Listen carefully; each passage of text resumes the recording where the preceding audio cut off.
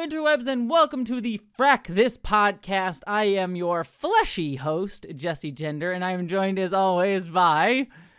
How fleshy are we talking here? Very fleshy. I'm fleshy all over.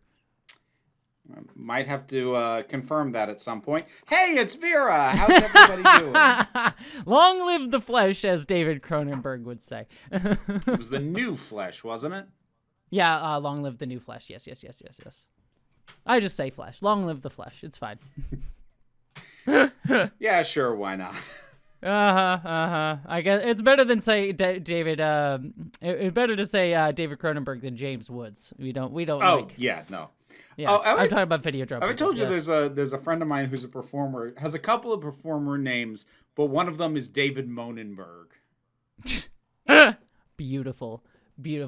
That is really good. Though, to be fair, like, David Cronenberg just kind of works on its own. That feels like a sex act just on its face. Oh, why? I mean, I don't know how much of that is the name by itself, or just the reputation association that goes with that name. I mean, I feel like hey, baby, you want a Cronenberg tonight? I feel like that's I feel like it's a very disturbing one, considering like stuff like Existence is all about anal sex. Anyways, how are you, Vera? God, on that note, movie. Yeah, it's a weird one. I mean, they're all weird, but like that one sucks, man. Like I like some of Cronenberg stuff. Existence sucks, man. That's a shit movie. Yeah, I mean, Cronenberg's one of my favorite filmmakers, so I adore him. But that's cool. That movie still sucks. I mean, I like the production design, like the fleshy design of the stuff is fun. I'm pretty sure we've had this conversation before, though maybe not on mic. My fundamental problem with that movie is I wish he'd picked a venue other than video games, because he could not be broadcasting any louder that he knows nothing about games. He doesn't understand how they work. He doesn't understand the mechanics of them. He doesn't understand why people would play them. He doesn't understand the way people engage with them. And if you don't know what you're talking about, pick a different metaphor. Yeah, I will give him a little bit of grace, just in sense of context, because that was pretty much any fucking movie that dealt with video games around that time. It was more interesting concept. The difference is I expected better of him. Yeah, I could see that. I didn't expect better of a lot of the other, but I didn't expect better of Star Trek Next Generation when it decided that the most orgasmic game ever is weird wind tunnel, put a ball in thing. Look, I orgasm at that game all the time. I don't know what you're talking about. How are you, Vera? How is life? Are you orgasming at any video games lately? Funny you should mention that. Because depending on when this comes out, like, I've got the intro video out. I might have my first proper review of a spicy video game up in the Vera Wild channel. Started with Scarlet Maiden, which that one's fun. That one's a lot of fun. I meant to play that one because you recommended me that one. I just haven't had any time. Oh, it's such a good time. Yeah. It's such a good time. And it's there's a nice mix of things in terms of scenes and whatnot. Like, your character is a woman, but like there is a mix of, well, you're topping. Oh, you're getting topped. Oh, and there are some trans bodies on display. Yeah, I mean, points. I do like trans bodies on display at a few points. As do I. I also enjoy being a trans body on display. So, you know. Yeah. How are you doing? And explain to me and pretend that I am not looking up comments for this video while you tell me how you've been doing. I meant to look at it beforehand. I've been okay. I saw my girlfriend. We went to a little sort of discount store. So I got a couple tops and a dress for a lot cheaper than they would have been otherwise. So that was nice. But other than that, I am just desperately trying to stay ahead of the avalanche of stuff that is coming out right now. Yeah. Because at my time of speaking, there's one episode of Daredevil left. Doctor Who just started. The Last of Us just started. Every episode of Black Mirror just dropped. Next week, the first 3 episodes of Andor drop. And I've got to cover all this shit while also maintaining my weekly Saturday videos. Yeah, I'm at a point where I've just been trying to debate what I want to cover, because like I really like, of all of them, Andor is the one I want to cover the most, but it's also the heaviest lift because it's 3 episodes a goddamn week. So I might just save it and do a big video on it at the end. See, what's really annoying for me is like I am not above going like I don't need to cover that. I'm happy to do that, but all of these are things I want to cover. These I know. Are things I actively want to talk about, and they drop them all at the same fucking time. Yeah. I'm curious to hear your have you played the Last of Us game? I tried. Unfortunately, by the time I tried it, the motion sickness thing was hitting me too hard, and I think I did like an hour, maybe 90 minutes. I didn't even get as far as meeting Ellie. So I won't spoil anything for you or listeners, but I'm going to be very curious to watch your reviews in particular of Last of Us season 2, because they have made, again, zero spoilers, just there is a significant structural change that they made from the game that I think frames the entire story of the season in a different light. So I'm going to be curious to hear what people who have not played the game think of it. Well, see, like I know the plot. And I know how it's structured in the game, and I'm pretty sure I also know what you're talking about. Yeah. I don't want to spoil for people who don't know, but like they've made a significant change. And remind me when we're not on camera to tell you something that I know from the inside track on that, but I won't say on mic. Ooh. But I have friends who know things. But I'll tell you later. Anyways, let us get into Flesh and Bone. I had a good transition because of David Cronenberg, but then we went way off track, so screw it. However, I am going to read some of the comments. So we have a comment from Pearl May who says, "Have to wonder whether or not Jesse blushed at am I backing you into a corner? That's fun." All right, this would also... If memory serves, yes. Yes, she did. No, shut up. We have don't give me a number. She gave me a number. You were bratting. That is what happens. I also hate that because I can't hear the click, I have to say that you gave me a click, or else listeners won't know that you did. Well, see, the thing is, if you actually watched or listened back to the podcast, you'd know my mic picks this up just fine. They are fully capable of hearing it, but you've never known that because you never checked the playback. Well, maybe it's because I'm not so egotistical that I need to re-listen to my own goddamn podcast. I have to edit it, bitch. Sure. You like See, it. I'm not. You know you do. I'm not going to click it because that's what you want this time. And you think that if you know what I'm going to do with that means you're in control, and it doesn't. I hate you. You know me too well. All right. This is a comment from Arsenal who says, regarding pre-recap combo, I refuse to watch procedurals anymore on principle. Even if they do ACAB, it's not good enough. We need to stop aggrandizing as a society crime and punishment. As for the episode bit, I 100% agree that this was on the cusp of being really good, but for a few crap things in it. This is the episode Litmus, by the way. In the afterward combo, I would like to say that if the Midnight Entity is revisited in some way, I hope they do it right. You still never see it, barely survive it, and it's only made more scary by the fact the Doctor does know a little, but none of that is helpful.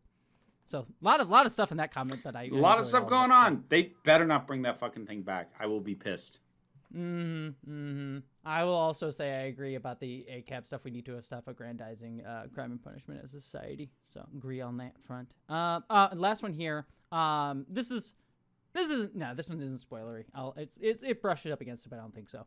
As to the first or last season being roughest, first season has some clunkiness and execution. Fourth season has some bold decisions. If you know, you know, but let's leave it out of this comment.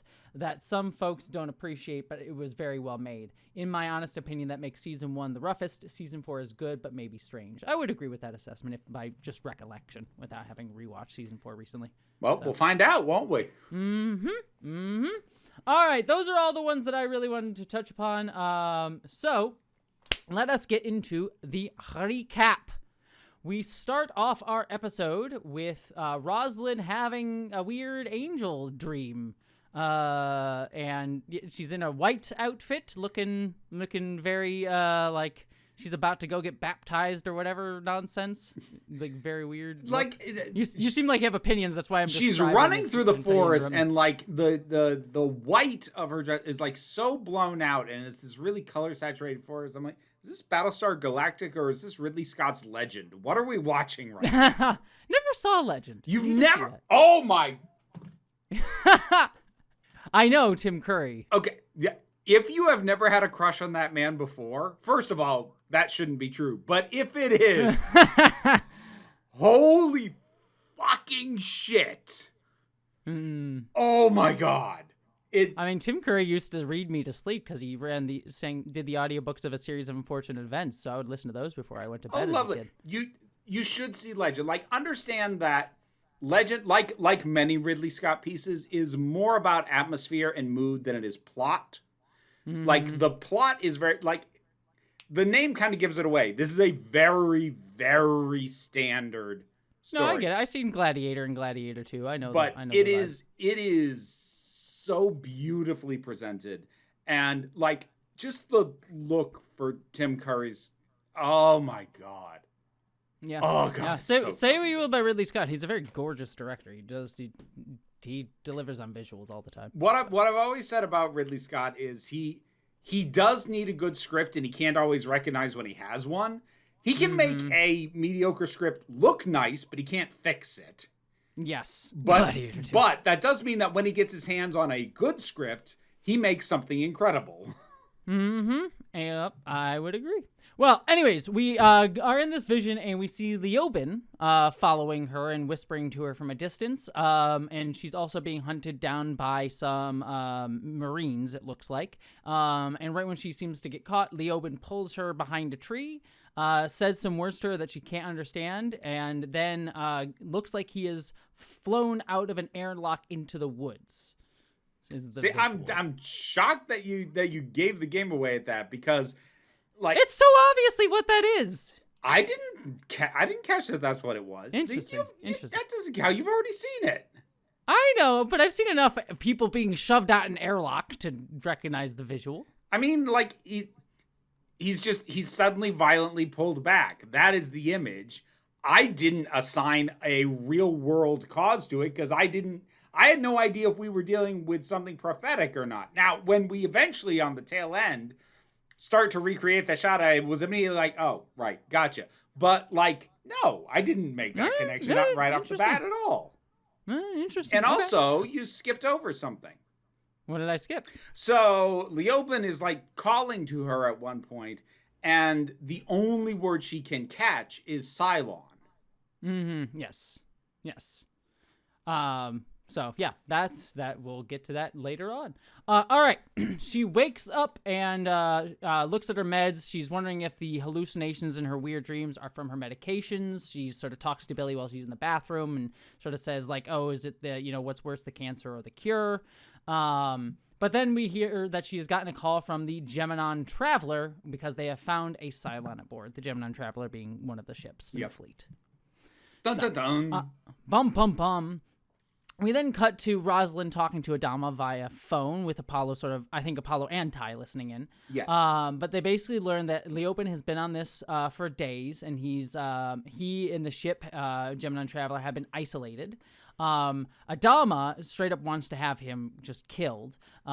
He's very clear, like, it's not a man. Like, Rosalind refers to him as a man, and she says, I want this man interrogated. Clearly, she's sort of, like, she wants to, because she recognizes the Leoben from her dream, so she's sort of wondering, like, I want him interrogated, and she humanizes him at first. Adama says, it's not a man, it's a machine, and then she sort of follows that up on it. It's like, I want to hear what this thing has to say.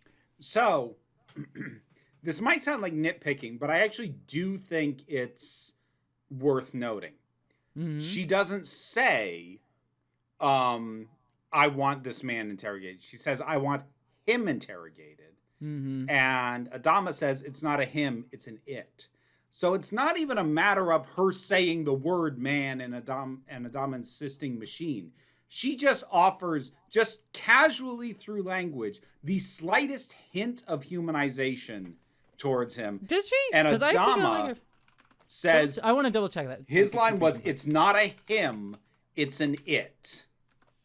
Interesting.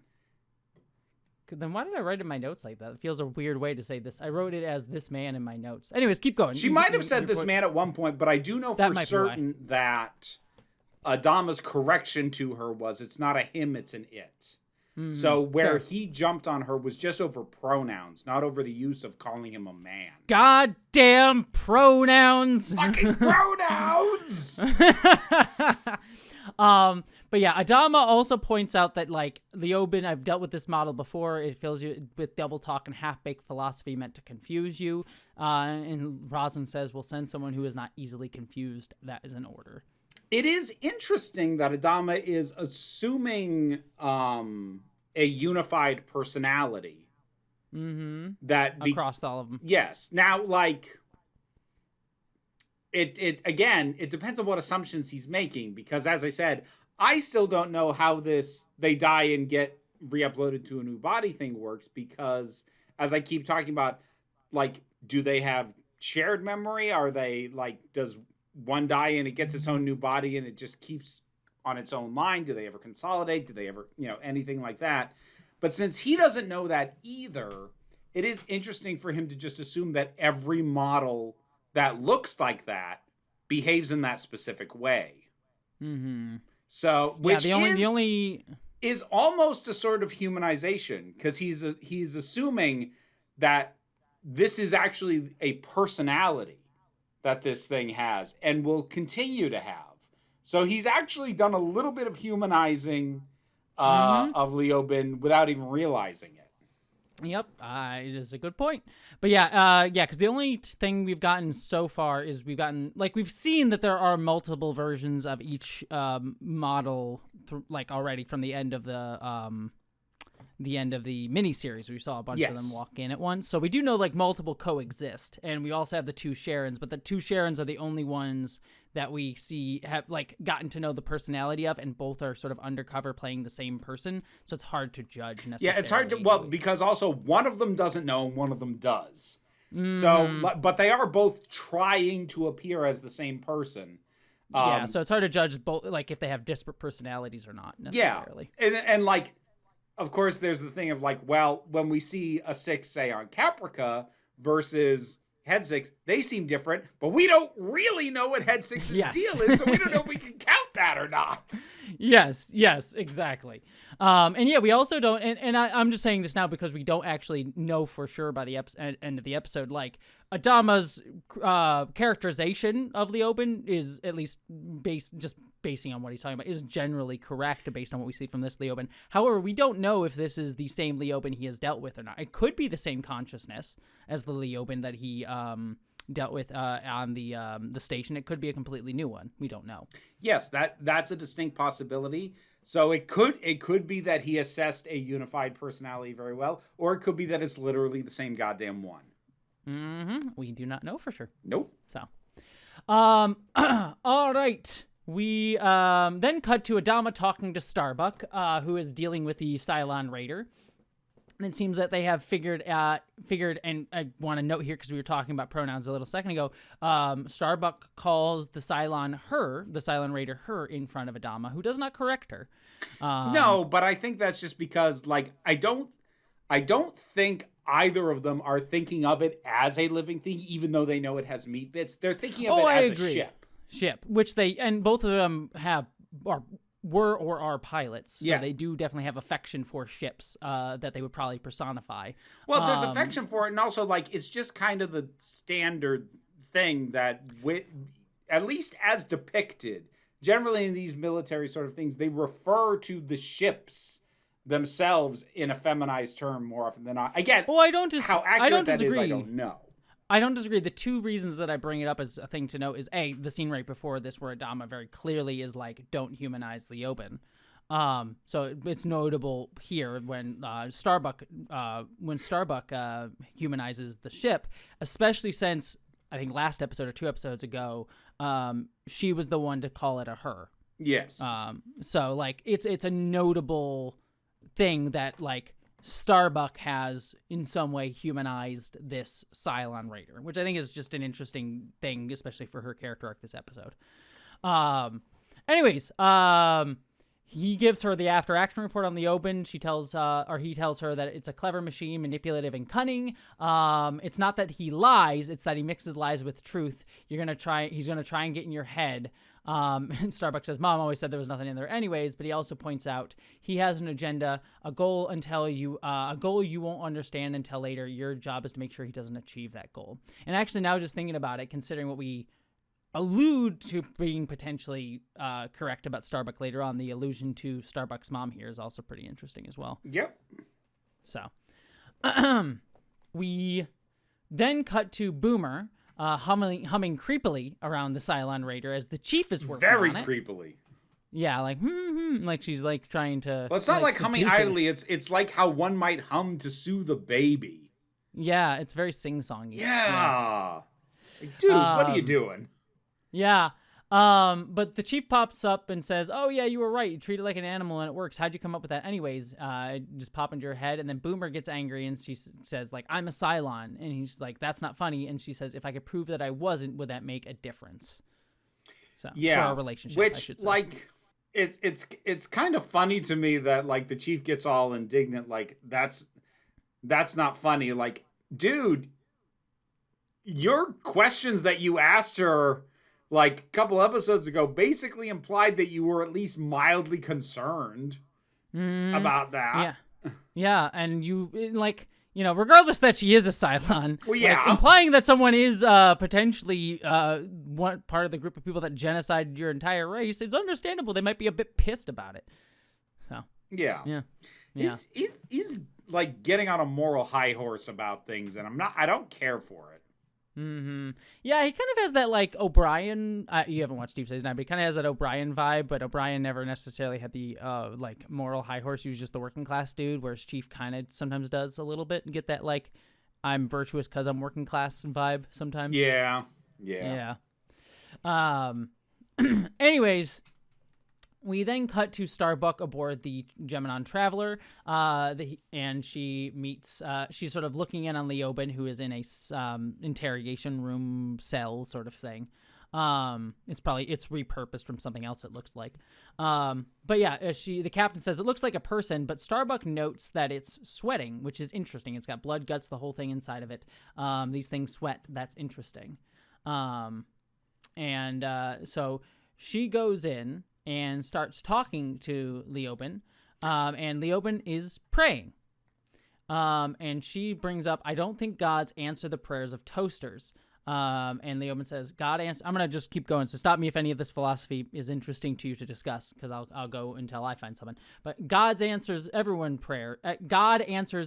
prayers. So clearly, Starbuck talks about gods. He's talking about God. So a distinction there. And then she starts asking questions. How many Cylons are there in the fleet? But Leoben tries to introduce himself. He says, I'm Leoben. What's your name? I found it interesting that he's continuing to use the same name. I genuinely thought he was going to identify himself by a number. Yeah, Leoben 6 or whatever, like some of that, yeah. Or, well, because we got six. Yeah, I see what you're saying. I was going to say, like, by his model number. Mm-hmm.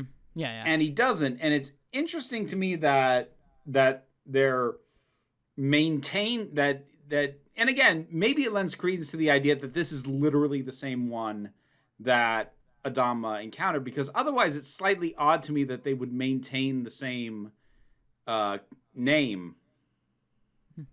True. I mean, like, he very well could have been traveling under a different one, like, for purposes of trying to hide there. But, like, when confronted by someone who obviously knows he's a Cylon, it's just interesting to me that cycled back around. And yeah, it isn't. Thing. The naming conventions is interesting. And obviously, all I'll say is that evolves a little bit over time. But what we have right now is we have 2 Sharons. We have 6. We have Leoben. And then they've colloquially called the Dorals that we encounter Dorals.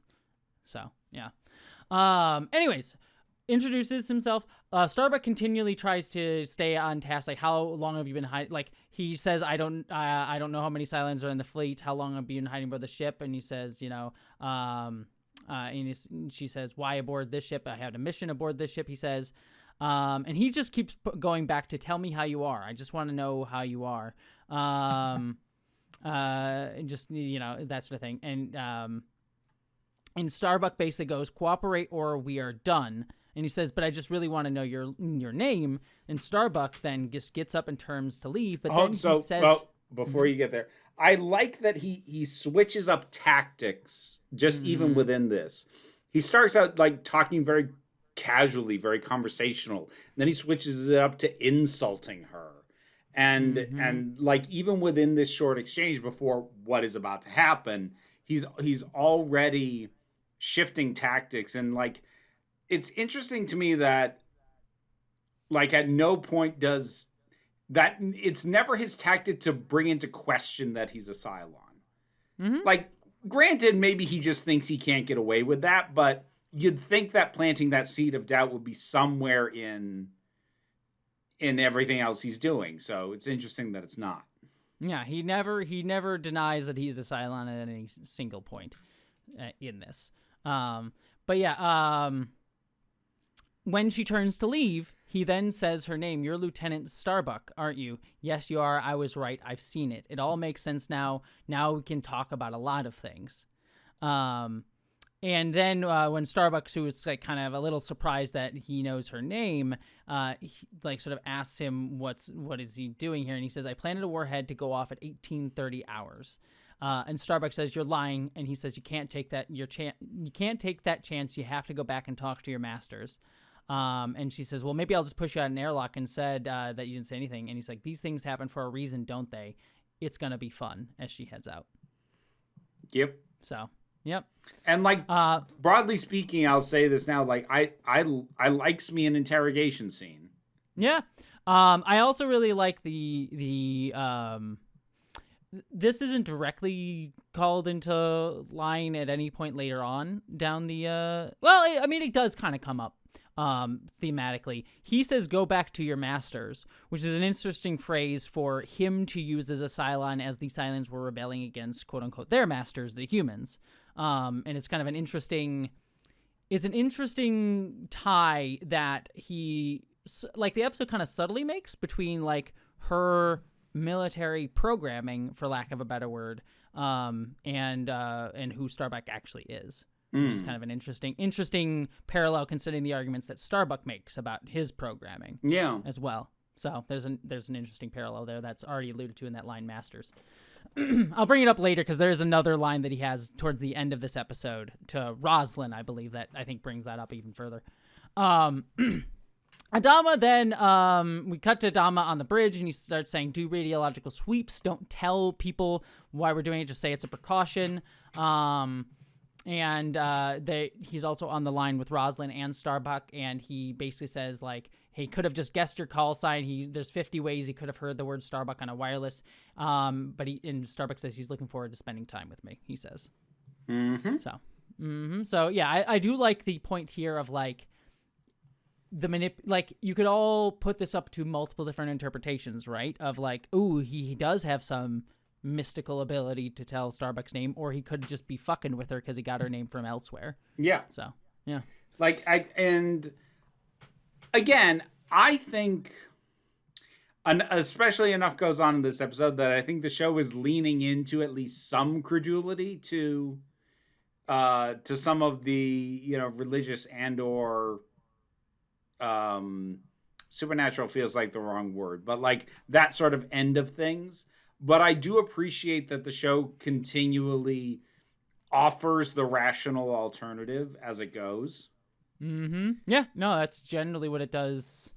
It's been doing for all the stuff that we've seen so far. Like everything that we could attribute to some sort of mysticism or something mystical or supernatural, there is also a potential rational explanation for the most part. So, for the most part, I'd say the shakiest one is basically anytime Head 6 pulls shit, because that's like the rational explanation of like at the point at which he repents, the ship that he's on is okay, is like massive fucking coincidence is kind of your only explanation for that, and they've kind of pulled that one multiple times with her. So I feel like the show's tipping its hand a little bit there. I won't say anything. All right, well, let me put it this way. If it is just meant to be massive coincidence, they are over-relying on coincidence. Not saying anything. Of course. Anyways, we go back to Leoben and Starbuck's interrogations.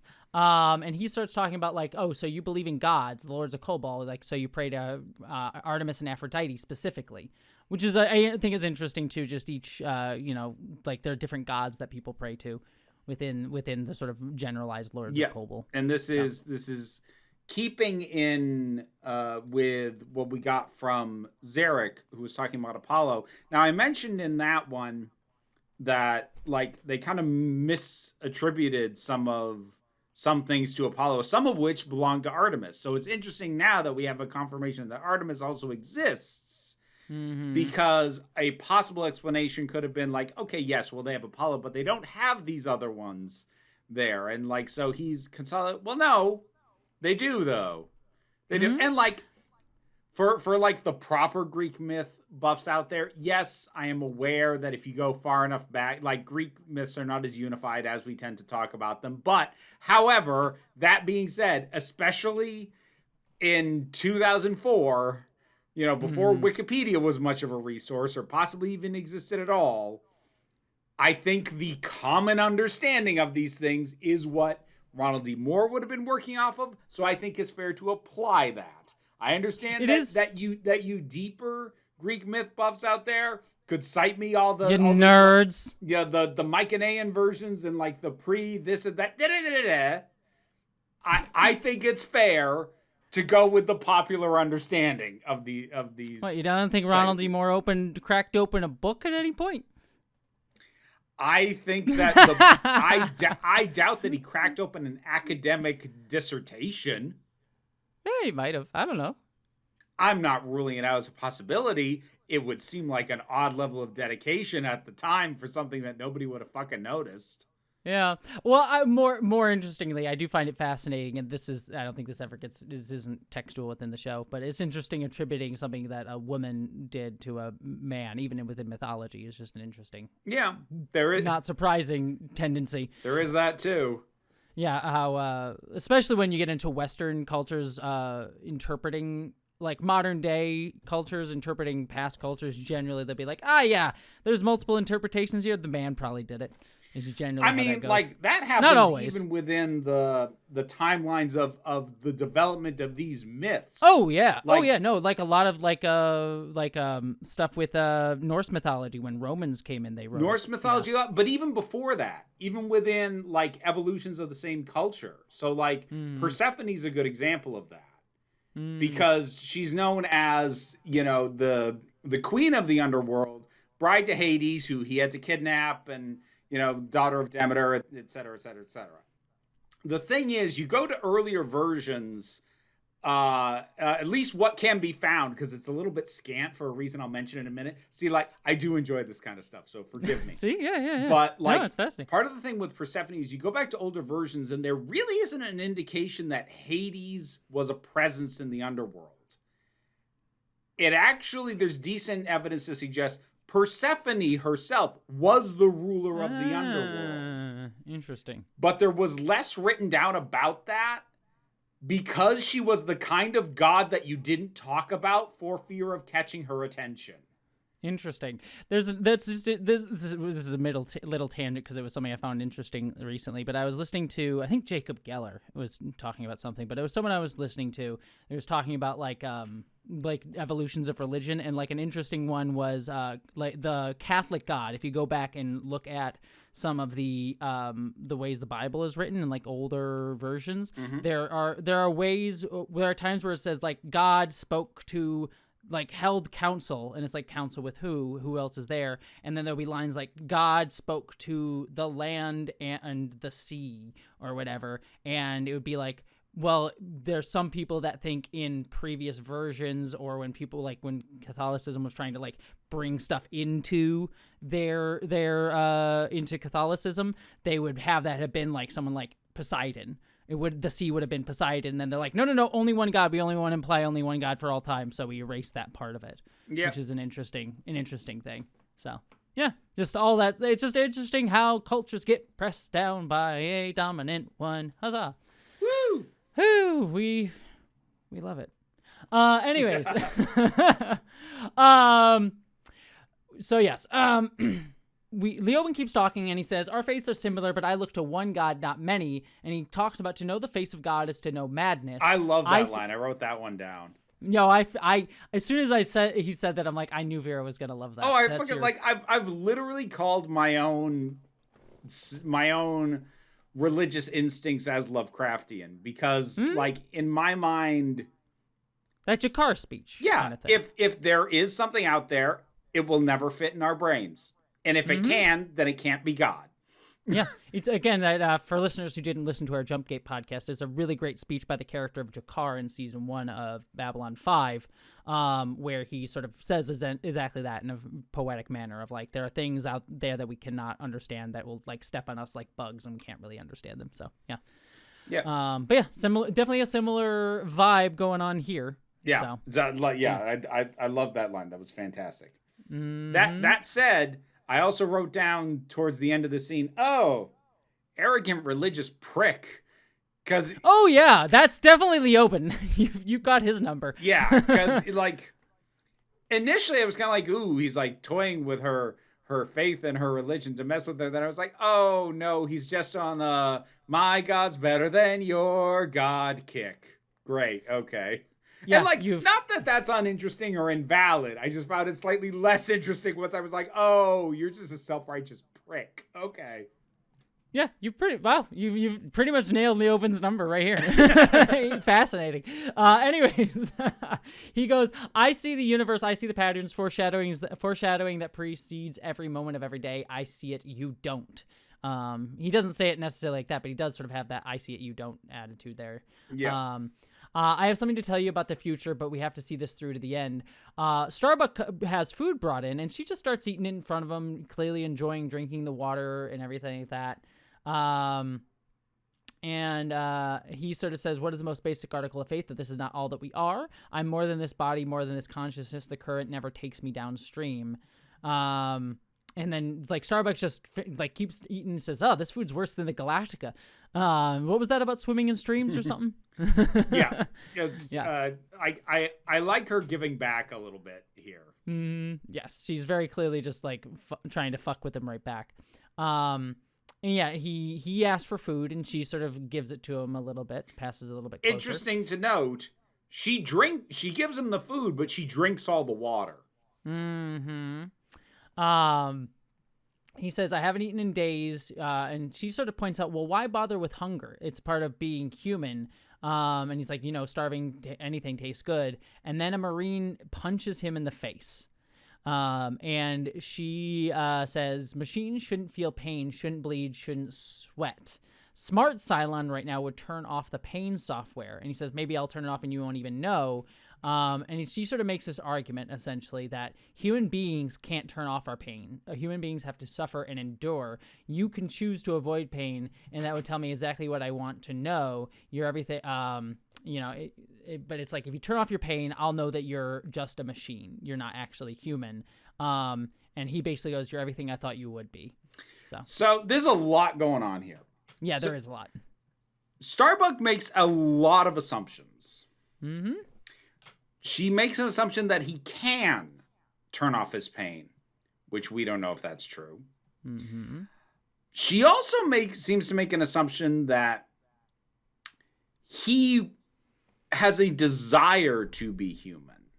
Mm-hmm. Because like what she's holding over him is this idea of, well, if you do this thing, then you'll prove you're not human. But it's like, it's odd that you assume he would care if he proves that he's not human. Because like, he's already caught.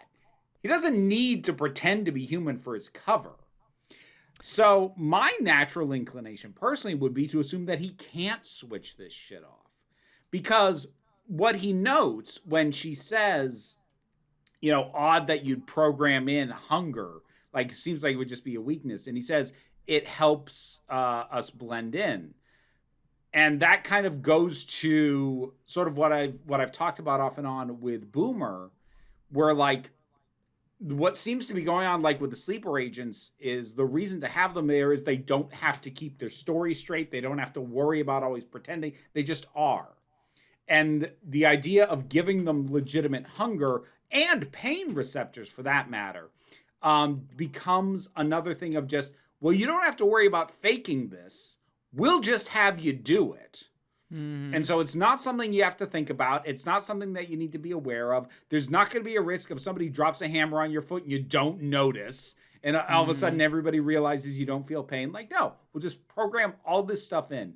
And again, Starbucks seems to be taking it from this idea of like, you want to be like us, where my gut instinct would just be, it just makes them better infiltrators because so much of what they have to do becomes unconscious for them.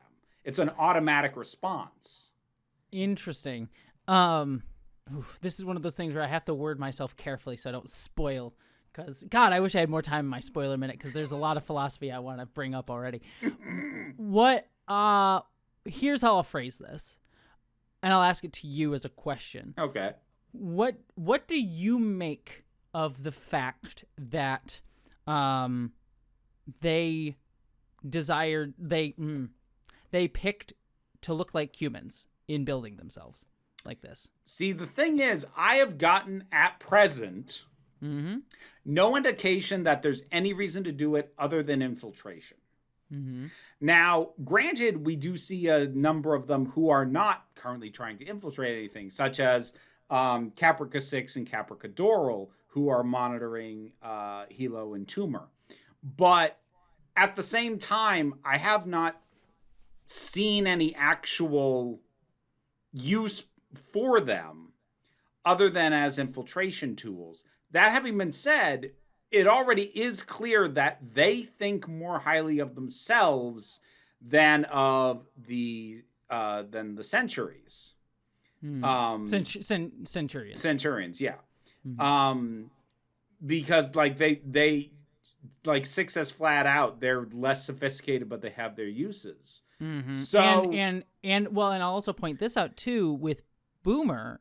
She referred to the Raider, which we know separate from the Centurions are fully machines, whereas the Raider does have guts, and she refers to it as a pet. Yes. So there's a bit more of a, for lack of a better word, humanizing effect, or at least a little bit. You're treating it as more than just a tool. So I find the way that you worded that question really interesting because my mind doesn't automatically leap to the idea of wanting to be human. Where my mind goes is the idea of originally creating that, again, strictly for the purposes of infiltration, but that some of what was put into them has led them to have a higher opinion of themselves than others that they should like think the same of. And it makes me wonder if there is a bleeding in of human traits, not by design, but by nature of what the human looking Cylons have been designed to do and be. Interesting. Talk a lot about assumptions. Again, like I'm working off the information that I have right now.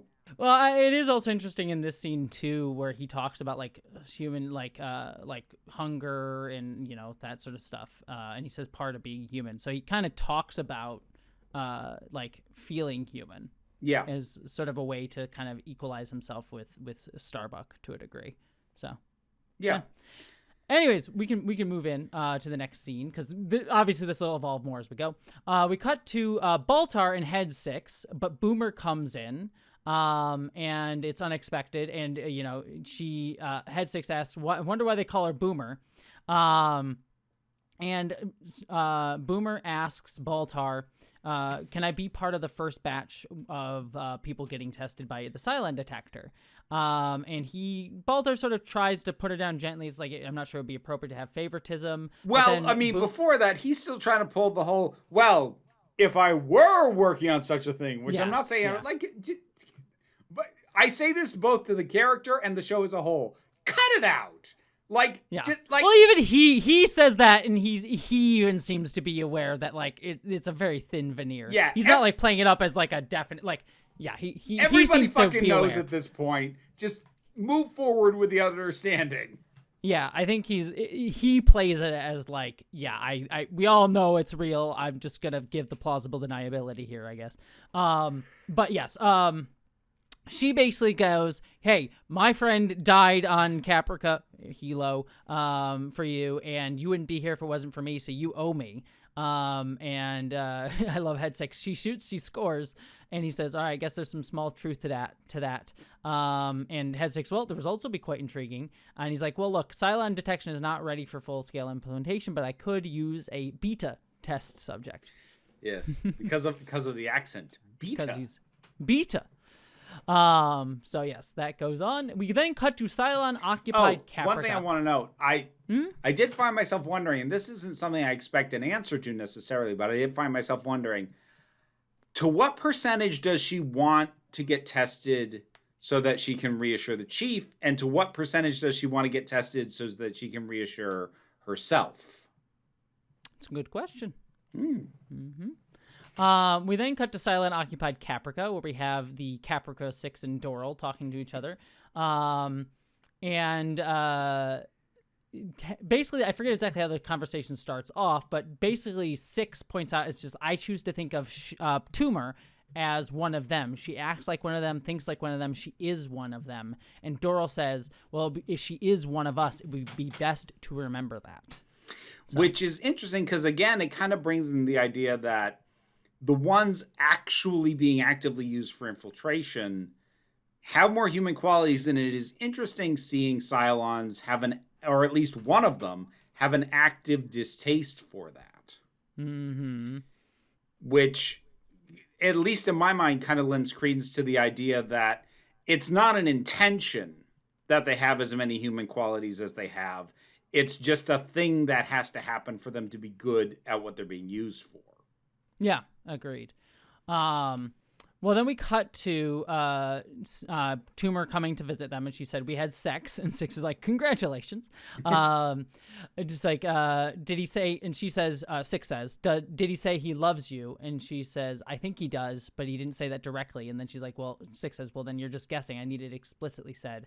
Convince him to stay and start a life together. If not, we kill him. So. Yeah. Like, okay, seriously. What the fuck is there? What do you... Well, it seems like their goal is to have her stay here and start a life with him. So, a little bit about radiation half-life and how much of the anti-radiation meds they have left. Like, well, regardless of how away from the cities. Well, like, we don't know how much of the place was bombed overall, to be fair, I suppose, but like, what? And the thing is, because I know they had to insert Hilo stories later because he wasn't originally planned to still be alive, I don't have a super high amount of confidence that I'm going to get satisfying answers to what the fuck this is. I will at least give you this. It does go somewhere. Okay. I'm surprised. Well, what do you think? Do you have an idea of what their goal is at this point? No! I would what? I would have thought it would be guessable at this point. Why? No, I don't understand why the fuck they care if he says I love you and wants to settle down and stay here. I have to assume that it's like some kind of microcosm for testing humanity's tendencies or like what they'll do to or for each other, but like, you've already decided that you're going to genocide them and wipe them out. It's a little late to be doing this. How do I? It's one of the, okay. I'm at a weird moment where I'm like, there is something else in this scene, but I don't want to point it out because it might be giving the game away too much. But I like, it's one of those like, do I point it out? Maybe lead. If you haven't noticed it, I'll leave it there. If you didn't notice it or are not going to connect the dot, then I'll let it go and I'll put it in spoiler minute. Make me feel like a dummy. No, you're not a dummy. The show is explicitly not necessarily connecting the dot for you, but there is more information in this scene. If you connect the dots yourself, it's all I'll say. But yeah, anyways, I will, Tumor then runs away and she says, Hilo, we've got to go now. And she says, what's different? And she says, everything, trust me. So how do you read that? She's still working it. Like, the ways, I don't have a definitive read. See, like, this is the thing. When I know when I know a show or a movie is trying to have it both ways and have it be multi-interpretable, like this is the same reason I can't do speculation for what's going to happen later on in shows that I watch. When my brain knows there's deliberately multiple interpretations up in the air, and it could go either way, my brain just says, well, just wait and find out. So it's interesting too, because you it's just always interesting, just from my mind, and I'll say this, like, because I know where the story goes, I watch these scenes, I'm like, oh, okay, that's clearly what she's doing here. But I go, oh, I think the acting is very clearly intentionally backing up that interpretation, to the point where I'm like, I think it's readable. But then hearing you say it, you don't read it. So it's always interesting to me, is like, have I backfilled that, or because I know the answer, or am I actually catching the interpretation based on what the actor's giving? It's just an interesting thing. Yeah, I don't know. I mean, what I can tell you is, if you're asking me for plausible reads on what she's doing, either she's trying harder to get the reaction out of him that the others are hoping for, or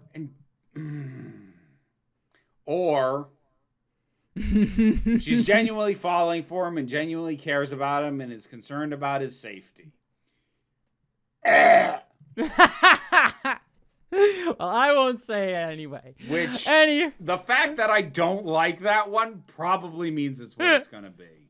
I'm not gonna say either way, but Vera, you are very readable yourself. I know you too well, and what stories you like and don't like at this point. And again, like, I will point out, it's not impossible for this stuff to work for me. I actually like all the praise to my regular DM, Bobby Partridge, for this, but like, he has on multiple occasions and deliberately taken tropes he knows I fucking hate and integrated them into the campaigns and done them in a way that makes me like them. And I fucking hate him for it.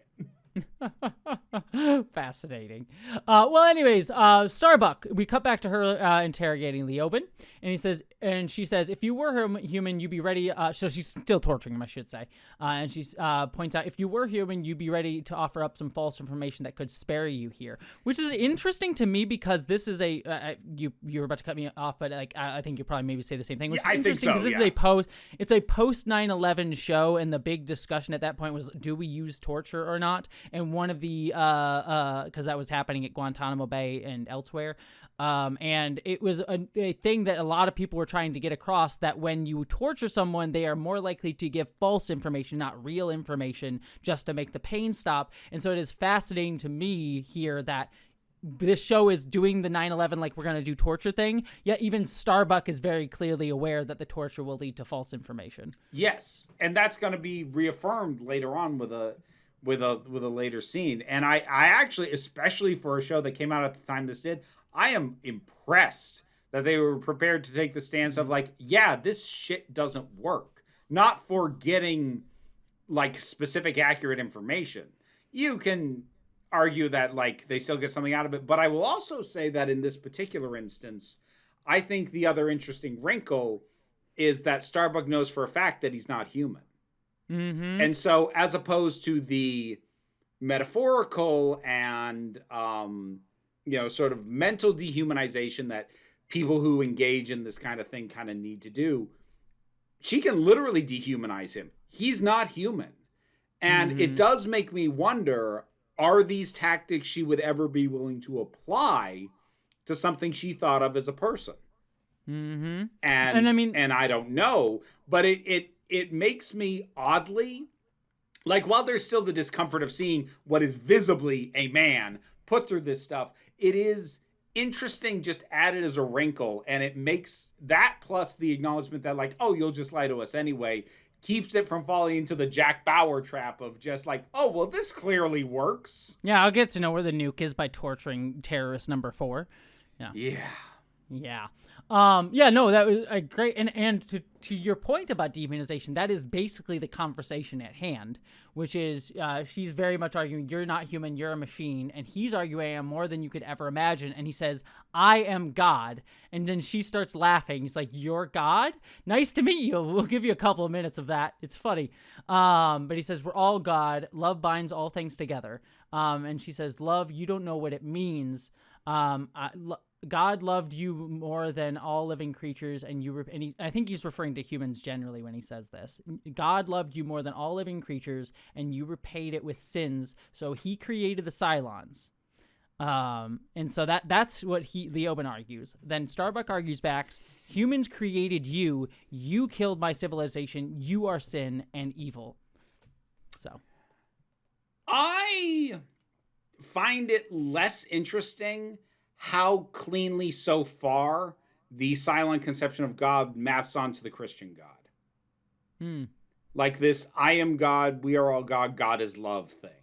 I'm like, I've heard that. I've had that shit shouted at me by people with horrifically hateful signs. Like, and I'm not saying, depending on what the overall point is and where he's going, maybe it is intended to be a specific commentary on Christianity. But if it's not, then I am disappointed at how cleanly, so far at least, it appears to map onto not a specific can't think of the word. Denomination? Thank you. Not a specific denomination, but like the broad concept of the Christian God. It's mapping on that cleanly enough that I don't want to call it lazy, but I would have liked to feel like I was figuring out their concept of a God, whereas I feel like I'm just going, oh, it's just that. I will expand it a little bit further and say it's specifically with this scene right here. Because it still could map onto the Catholic God specifically, or Christian God. Excuse me. But his line about like we're all God bit. Just because I was writing about it recently for a project that I'm working on that but whatever. I'll just talk about I won't tell you what I'm working on it for, but people will be able to guess with this. But I would say that it's more the Abrahamic God, because one of the things I was just recently looking into for this project was specifically Leonard Nimoy when he created the Star Trek Vulcan salute. Mm-hmm. That was obviously a Jewish symbol, and it was the Jewish symbol was representing Shekinah, which was the feminine side of God. Again, I'm just trying to explain this really quickly, so Jewish folks, please, please feel free to correct me in the comments. I'm just kind of giving a quick explanation of this. But one of the interesting things with that is how the feminine side of God was something that God created in order to have a relationship with him or her, themselves, I guess would be the right thing. This is getting into like Jewish mysticism stuff. And so it's sort of like we are all like human beings are actually just little pieces of God that are then trying to get to know each other better in an effort to get to know God better in order for God to have a relationship with himself, to use a gendered pronoun there. And so that kind of maps into this in an interesting way, which also can map into like Buddhism in an interesting way as well. There's interesting connection between Buddhism and Judaism in terms of like you sort of like the what do you call it in Buddhism, ascension, whatever. Anyways, a lot of these sort of things about like God getting to know in Buddhism. So God, this is gonna pull way back into my religious I was gonna theory. say Buddhism, you're aiming for enlightenment is yes, sort of which up. So this is a whole other conversation, but like there's an interesting book called Jew and the Lotus, which was about a meeting between Jewish leaders and the Dalai Lama. And it wasn't saying it was one for one, but finding a lot of like interesting connections between the idea of how, it is in Jewish mysticism, you're supposed to get to know each other to help link up the different sparks of who we are as pieces of God to get to know God, as well as like Buddhism in terms of reaching enlightenment and there being different levels of enlightenment as you go up and how you reincarnate is different levels. Yep. And so there's an interesting connection there. Again, I am speaking very off the cuff. There's a whole book about it that goes into all the nitty gritty. So I'm sure I got some of the details wrong there. So people feel free to correct me on that. But yes, those are interesting sort of things that I bring up here just to say that Leoben's conception of God reads more to me, especially that line about like we're all love and all that jazz, kind of aligns with like Abrahamic monotheism, not necessarily Catholic or Christian or anything like that. I mean, I guess fair enough. I think I don't know what little church I encountered growing up was Unitarian, which was very much the we are all God, God is love thing. And of course, God loves you is something literally said as hate speech towards me on a regular basis. Oh, yeah. I'm not saying that people don't use this bullshit to justify hate, as is clearly the Cylons are kind of doing too. There's a sense of superiority that he has over humans here that he's expressing as well. So there is a sense of superiority. There isn't really a tangible sense of hatred, though, which does make me wonder, like, all right, let me put it this way. Do they hate humans and their supposed, their religious perspective is how they justify an existing hate? Or are they, in their minds, fulfilling a mission that, were it not commanded by God, they wouldn't be doing? Interesting. Because one would lean more into the idea of active hate than the other. Because if God and being God's chosen and humans being the sinners is a rationale for something they already wanted to do, that leads into they just hate people. But if it's something they think they have to do, regardless of whether or not they want to, that brings in different connotations. And I mean, we've already seen different, well, I don't know if I can say that. I won't say that then. No, there's another piece to this that I won't necessarily bring up. So yeah, I'll leave that there for now. Anyways, Starbucks says you have a real thing about rivers and streams because he's talking about that, and so she says let's go do something else. And I just wrote in my notes, hey, waterboarding. It's definitely the early 2000s. Yeah. So. Yep, we go into that scene in just a second, but it's alluded to there. We then, as the Marines leave the room, Leoben then says to her, I could kill you before they come back in the room, kill the guard, and get out of here in less time than it's taken for me to describe it to you. And she says, why don't you? He says, it's not the time. But then he breaks his chains and shoves her up against the wall and holds the door closed. And he says, I have a surprise for you. And then he pulls off of her, and she says, you fracked up, pal. Now the gloves come off. This is the first time that I recall, and I could be forgetting something. This is the first time I recall there being definitive proof that the human passing Cylons can be stronger than humans. Yeah, I think the only thing that could maybe apply is when Head 6 like shoved Baltar against the wall, but that was Head 6, so. I mean, that doesn't count at all. Besides which, the man's a reed. I believe she could shove him around, especially with how much Dami Mommy energy she has over him. She could blow him just a little bit of stiff wind. Just he'd go against the wall for her. So that was interesting because I had been wondering actually in this episode specifically, like, especially because we brought up like the hunger and the fact that he bleeds and he sweats, like. Have they given these infiltration Cylons all of the same limitations of humans in terms of stuff like strength? And the answer is very much evidently no, they haven't. Yeah. So yep, they can. I do like that sort of. I always like scenes like that where it's just sort of like, yeah, I could have escaped at any point. You didn't really ever have. I like letting you do these things. It's always a cool sentiment. It's tricky to justify sometimes, though. Yeah, I think this one works pretty well because it comes so later, and this one works fine. Yeah. But then you've got shit like Skyfall, which is a fun movie that I love to death, but makes no fucking sense. Oh yeah, no. I always love. They did this. We saw this in Babylon 5. I always love the scenes where like the characters are like walking them out with like cuffs, and they're just like, all right, we'll take the cuffs off, and he's like, oh, don't worry about it, and they just do it. I always like that beat. It's just a little soft thing that I was like, it's a fun beat.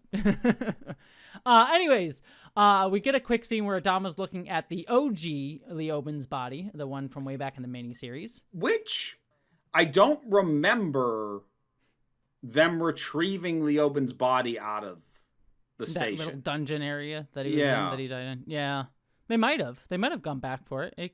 I don't think they ever show it consciously, but they like imply that he like got out of there after that point, and then he got back on the ship and they were still loading stuff up. So there's off-screen time for Adama to have been like, go grab it so we can study it, sort of thing. There is, although it's odd to me that it hasn't come up to this point, that they have a dead Cylon and nobody's been fucking studying the thing so far as we know. Yeah. Like, True. it feels like it would have been relevant in some earlier episodes, if nothing else for Baltar. Like, I would think it'd be super relevant for Adama to go, we have a body for you to study. Fucking get use to that it. as your own. Use that for your tests. Sort of Yeah. thing. Like, it feels like a retcon. Yeah. I don't disagree. I was saying it could work it could work with what we got, but I definitely agree. It is notable that it hasn't been mentioned till now. Yeah. Anyways, Adama tells Ty to spread out the fleet so there's no ship are closer than 500 feet to each other to limit the damage. And then he also looks at Leoben's body and says no. So. Yep. Then we go to waterboarding. Yay, is what I have in my notes. Well, technically, it's not waterboarding. Yeah, it's technically not. They're just shoving drowning. his head in a bucket. Yeah, it's just drowning him. Yeah, it's even less sophisticated than waterboarding. Not that waterboarding is okay, but waterboarding is intended to simulate drowning and is less likely to actually kill somebody. It can, but it's less likely than, just holding somebody's head down underwater, which is all they're doing here. Yep. And Leoben points out, I can't drown, I can't die, and they have the conversation about, again, my consciousness can download into another body. And she sort of says, well, I'm sort of wondering, why is the Cylon willing to talk at all? Won't he just transfer away and laugh at our stupid human ideas? And she's like, I'm going to dazzle you with my poor human brain. You're afraid, you're a long way from home, and you're wondering, what if you die here, you really die? What are the chances, what are your chances to find out if you're God? And you're worried to feel that sort of thing. So no, you missed part of it, because this, to me, was a detail that I was like, I think I said that at some point. Because she's not just talking about, because the way that you word it makes it sound like he's just worried in general, like, well, I'm supposed to download, will I actually? Yeah. That's not, she specifically cites, like, how do you know you aren't too far away? How do you know you'll reach, that destination? You won't just dissipate out as a scattered signal, which I know I have asked at least once, what's the range on this retrieval of the personality thing? It's a good point. Yeah. Anyways, and she starts arguing. It's like, someone programmed you with gods and stream. You're a hard drive. It says error does not compute. And she talks about herself. I don't have a soul or software, and if I die, I'm gone. And then the open point says, I have a soul. I see patterns. I know you. You're damaged. You were born to a woman suffering, who believed that suffering was good for the soul, so you suffered, and believed that life is a testament to pain. We all inflict pain, some influenced upon others, some inflicted upon others, some inflicted upon ourselves. It surrounds you like a bubble, but it's not real. It's something you want to believe. You want to believe that you're the problem, not the world that you live in, because you want to believe that you're bad luck and that you're the cancer that needs to be removed. And you hear her voice every day and want her to be right. And very clearly, Starbuck seems, she doesn't say anything to this, but she's clearly struck by it. And she says, start again. Yes. To the Marines. Yeah. So clearly alluding to Starbuck's mother, and he's hitting close enough to home that she doesn't like it. So very self-hating is Starbuck is the implication there. So based on abuse, whether emotional and or physical, from her mom, but very self-hating is related to that. So. Yep. We then cut to Baltar giving the test, the Cylon detector test, to Boomer, and says it's red if you're an evil Cylon, green if you're human. And then he starts asking while they're waiting for results about her backstory, and she says, "Oh, I'm from Troy." And he's like, "Why is that familiar?" And she says, "Oh, it's a mining settlement. My family all died in the accident." And Head 6 points out that's an easy backstory to fabricate, as she says later on. And then Head 6 points out, congrats, you've uncovered your first Cylon. And the screen is very much showing red that she is a Cylon. And Baltar's trying to not let on that this is going on and being like, oh, it's just a few more seconds. Just don't worry about it. It's actually more complicated than I just said a second ago. And Boomer's sort of starting asking questions, and Head 6 is sort of building up the tension, like, oh, is she going to thank you or kill you? When she realizes, will her Cylon side take over and break your neck? And at that point, like, Baltar's able to churn the results into a green test, and he sort of like says, oh, don't worry, you're very human. It's very, very bright green, super green, as you can clearly see. It's very, very bright. Yep. Nothing to be worried about. You couldn't be more human if you tried, he says to her. And she seems very happy and excited by that. Yeah. So... Well, first of all, it's nice to have a confirmation that the damn thing works. Mm-hmm. So, because that's been an open question as to whether he could actually get the thing up and running. So clearly, it does actually work. Six is able to manipulate him so easily by just pointing out, like, yeah, this could kill you. Yeah. And immediately throw him into a panic. Yeah. Exactly. He's like, oh, shit. I just liked his things. Like, it's very bright green. Like, I just love him continually emphasizing how bright the green is. It was very funny. It was very fun energy. But yeah, Boomer seems, I mean, I'll just say this here. My read on it is that Boomer, the human personality of Boomer, is trying to confirm to herself that she's human. And seems very excited by the fact that she is human, or at least says that she's human. That's the read that I get from the acting. So. Yep. And of course, the other thing with Baltar is this reemphasizes how he only thinks in the short term, because he's a panicky little shit.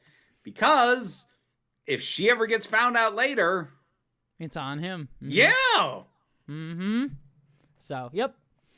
We then cut to Roslyn, and she's looking in the mirror, and then Leoben appears in the mirror and says, I have something to tell you, but it was obviously just a vision or a hallucination, whatever you want to call it. And then she basically tells Billy that I want to see the Cylon myself. I've made my decision, and Billy sort of, he wants to protest, but he's like, all right, but you're going with security detail, essentially. Yep. Well, we then cut back to Starbuck, still torturing Leoben. And she says, you're sick, a machine enjoying your own pain. And then I'm going to call out this line. Leoben says, all this has happened before. All this will happen again. And Starbuck says, don't quote scripture at me. So that is a thing from their religious book. Yes, I noted that as well, which was interesting that he's throwing their own scripture back at them, evidently. Mm-hmm. Yep. Which also kind of brings up the idea... It is interesting that it's part of the humans' scripture, this idea of this has happened before and will happen again. Mm-hmm. Because, just, again, broadly speaking, with the very loose understanding I currently have, that would have struck me more as a Cylon sentiment. Now, granted, it's a Cylon saying it, but it's not a Cylon phrase in origin. Mm-hmm. Again, this is one of those spots where, like, do I say more? All I'll say is that this is an idea that will be returned back to. Because we're going to talk about it more here. But he basically says, you kneel before idols and ask for guidance, and you can't see that the destiny's already been written. Each of us plays a role, each time a different role. The players change, the story remains the same. Sometimes I'm the torturer and you're the person I torture. And he says, this time your role is to deliver my soul to God. Do it for me. It's your destiny and mine. And he says, I told you I had a surprise for you. And he says to Starbuck, you're going to find Kobol, the birthplace of us all. Kobol will lead you to Earth. This is my gift to you, Kara, which, by the way, she never told him her actual name beyond Starbuck, and he never told her Starbuck, so he's using her actual name here, which is an important note. Mm-hmm. And that's when Roslyn comes in. So I'll pause there. All of that. So... Like, obviously, I know that this is something I'm meant to read into. Mm-hmm. I do not know what I am meant to read into it. Because, like, there's a few different ways to go. depending on how much the show does or doesn't lean into its own mysticism, this could bring in the idea of the Cylons having some kind of foreknowledge or prophetic information and or skill. This could be just he knows the plan and how the Cylons intend to manipulate them to possibly arrive at a certain point eventually, and he's just using that to fuck with her. Mm-hmm. Or it could just be random shit that he's just saying, just to leave her shaken. Mm-hmm. It's definitely not that last one, but I'm just saying logistically. Again, this is one of those things where it's like I'm gonna have to. Let me put it this way: if I didn't bring this up, it would. If I hadn't seen the show, I would be bringing this up anyways. But this is the kind of shit that I really like. For anyone who watched my Star Wars video that I did a few years ago, that was like the 5-hour Star Wars video. One of the interesting things that I always point out there is there's characters, the Fates, which are actually Greek Fates too. They're based on the Greek Fates and that Star Wars thing, and it comes up in like the God of War games as well, of like people who know that the story repeats over and over again, usually following the same pattern. In the case of the Star Wars, when I talk about the monomyth, that Western culture bullshit that people like Joseph Campbell say, like, oh, there's only one story and everyone's just telling the version of the story that white people seem to have found the best version of by some random happenstance. Everyone else has just had bad variations of the white people story that we figured out very well. Anyways, but the idea comes up in a lot of that stuff of like, oh, because this story keeps on repeating, the people can predict what's going to happen. And that's sort of the same idea that Leoben's putting forth here, is because this story has happened before, we can predict exactly what's going to happen going forward. So it's an interesting way. And that I will point out that has been played in different shows as a mystical thing, like Star Wars does with like, ooh, we can read the lines of the Force, or it has been just a thing that is like, ooh, we can make a computer model to accurately predict that, because we can just extrapolate based on enough. If we get enough data points, we can accurately predict how things are going to happen. Fucking AI, man. So just bring that up. That is, if I'm not going to say either way for the story, but it is something that in particular interests me as a creator, and I would bring it up regardless of if I had seen the show or not. So that is what I will say, and I'll leave it there, because otherwise I'll get too into predictive territory. Okay. So yeah, just an interesting piece there. And now that I'm having one of those moments where I just like, because Battlestar Galactica was one of the early shows for me, and I'm like, maybe this was more formative than I thought in terms of interest for me. Anyways, going back and realizing, oh, that's where I stole that from. Yeah. Well, considering that, like, I'll put it this way, considering that that's a very particular fascination for me, and then also trans shit, which is like, we disrupt that story by being trans, and we choose our own destinies. So there's that element of it. And then also the fact that Caprica is a TV show, the prequel show to this, is one that's very influential for me. I'm like, well, maybe Battlestar Galactica was more formative than I ever give it really credit for. So, anyways, we then cut to Rosalind talking to Starbuck, and Starbuck's sort of like, "What are you here? What are you doing here?" And Rosalind sort of calls out, like, "What are you doing?" Torturing him, and she says, "It's a machine. There's no limit to the tactics I can use." And Rosalind points out, you spent which does seem to imply that this is not acceptable on a human.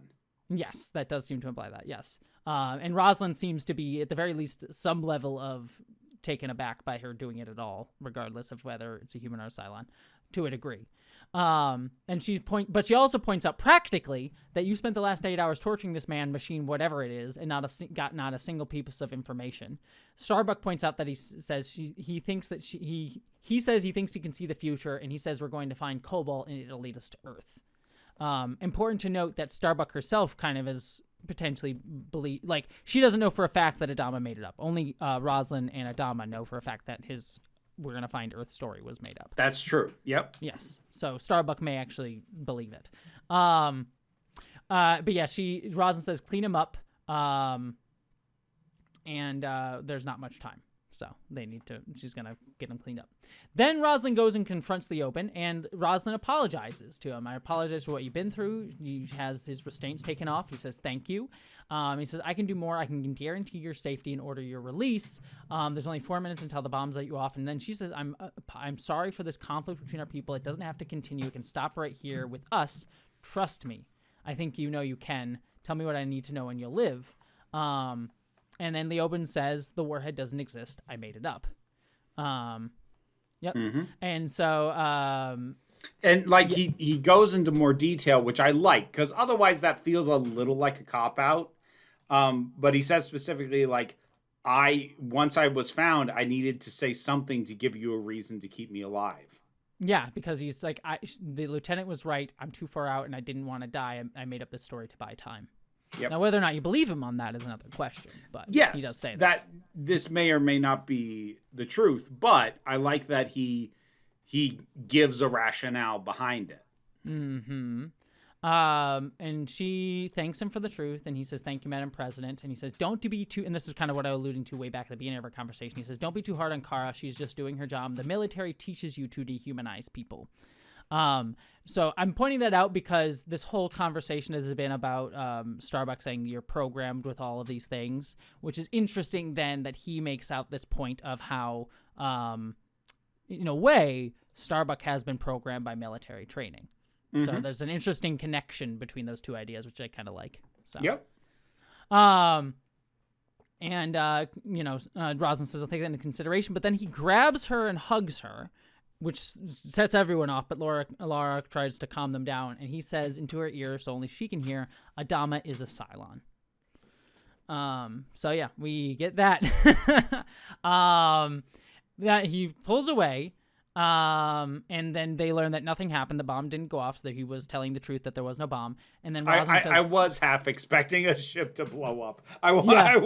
It would have been interesting if they had. But yeah, she says, put him in an airlock. And then Starbuck starts arguing for his life. She says, you can't do that after he told you the truth.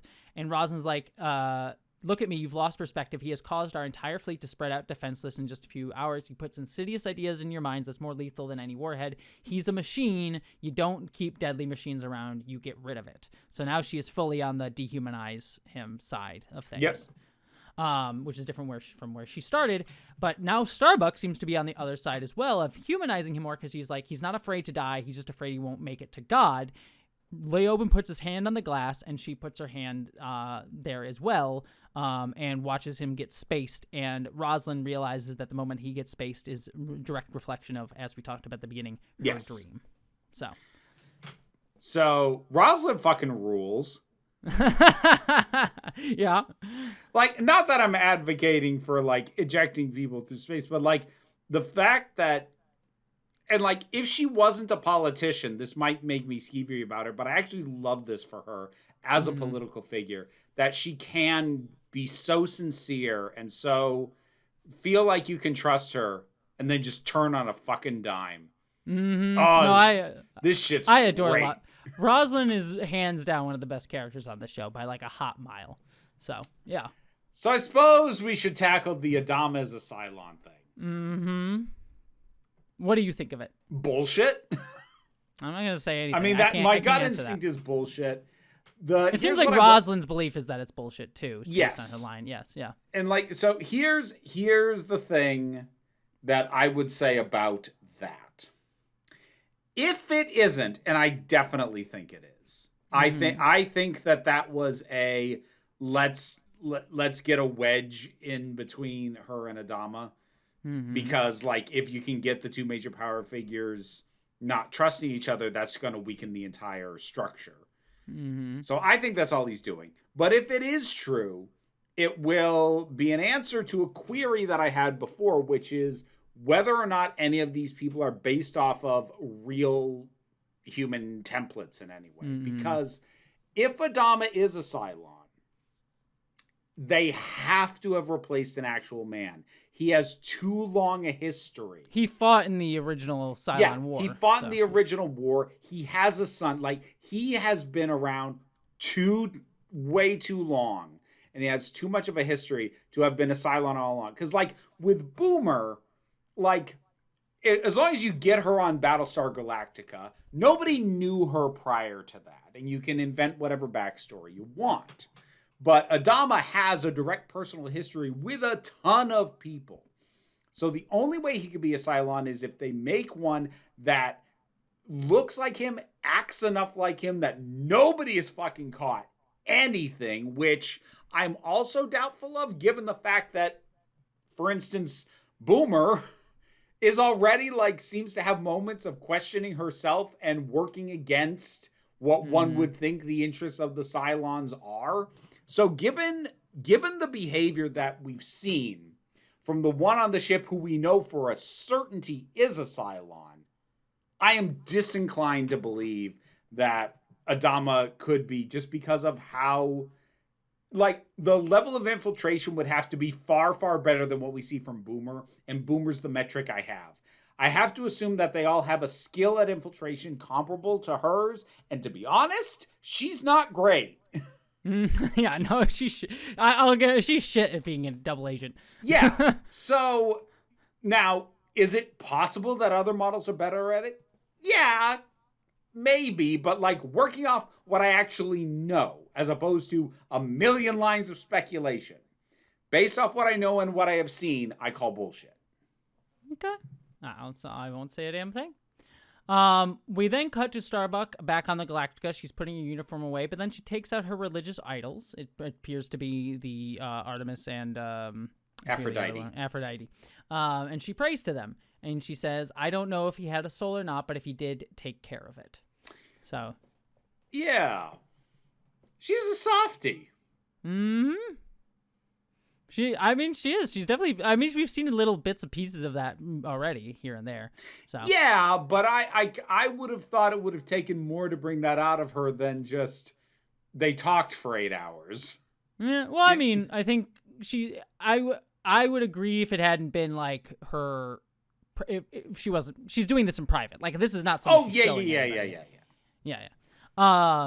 Anyways, we then cut to Adama and Roslyn talking to each other, and she says, or Adama says, hell of a risk you took, and what was the reason? And Roslyn says, President Adar has said an interesting thing about being president is you don't have to explain yourself to anyone. And then Adama sort of says, anything wrong? And she says, no, nothing at all. And that is how we end the episode. Yep. So, yeah, it's interesting. Any other thoughts on that? Not really. All right, it is time for the spoiler minute. So for the next 60 seconds, I am going to talk about spoilers for the rest of the series. So if you do not want to be spoiled for that yourself, you can jump ahead 60 seconds, just like Vera is going to do in real time by giving me 60 seconds on the clock. All right, and get to the right part of the app. Here we go. Go.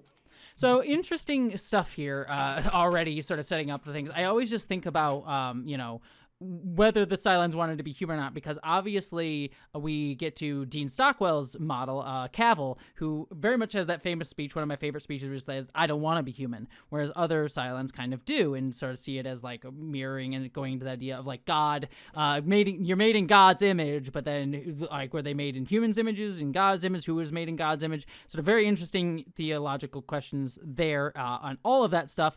We also have the, this has happened before and this has happened again, sort of do we break the cycle of violence? Obviously, this happens in a very sort of metaphysical way throughout the show, with also some little hints towards there possibly being real explanations, like the oracles that the Cylons have at the center of the base stars and all that jazz that we get to later. But more interestingly, it gets into that idea of the cycle of violence, and can we break the cycle of violence story, and try to reach out and create something new, going back to that idea that I was touching upon with that whole monomyth Star Wars stuff that I was talking about earlier. Ah, man, there's Vera, you're asking me to shove dense philosophy into 60 seconds. It's really hard. Come on. You can fit it in. I believe in you. I think you can fit all of it in. I'm trying so hard. Anyways.